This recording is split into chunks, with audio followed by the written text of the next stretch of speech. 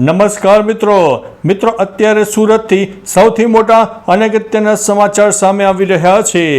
વિધર્મીય લગ્નની લાલચ આપીને યુવતી સાથે દુષ્કર્મ આચર્યું છે। સુરતમાં ક્રાઇમની ઘટના સતત વધતી જોવા મળી રહી છે, તે વાત નકારી શકાય તેમ નથી। ત્યારે ફરી એકવાર આવી જ ઘટના પ્રકાશમાં આવી છે, જેમાં સોશિયલ મીડિયાથી સંપર્કમાં આવેલા વિધર્મી યુવકે લગ્ન કરીશ તેમ લાલચ આપીને અનેકવાર મહિલા પર દુષ્કર્મ આચર્યો હોવાની ફરિયાદ નોંધાઈ છે। હાલ ખટોદરા પોલીસે આરોપીની ધરપકડ કરી અને કાર્યવાહી હાથ ધરી છે। મિત્રો, અન્ય મહત્વના સમાચારની વાત કરીએ તો અમદાવાદ મ્યુનિસિપલ કોર્પોરેશનની મોટી લાપરવાહી સામે આવી છે। અમદાવાદ મ્યુનિસિપલ કોર્પોરેશનનો આરોગ્ય વિભાગ બેદરકારી અને આંકડાકીય વિગતો છુપાવતો હોવાનો આક્ષેપ લગાડવામાં આવ્યો છે।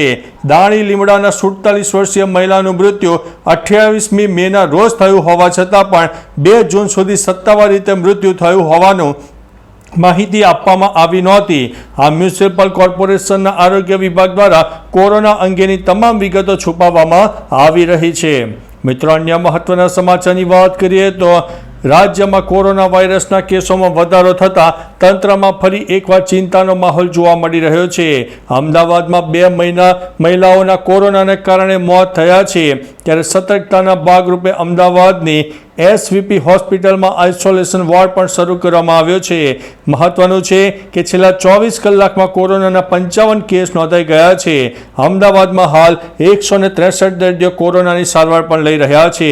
એટલે મિત્રો, થોડા સાવચેત રહેજો, એલર્ટ રહેજો। તો ચાલો મિત્રો, ફરીથી દેશ અને દુનિયાના સુપરફાસ્ટ સમાચાર લઈને મળતા રહીશું। ત્યાં સુધી અમને રજા આપશો। નમસ્તે।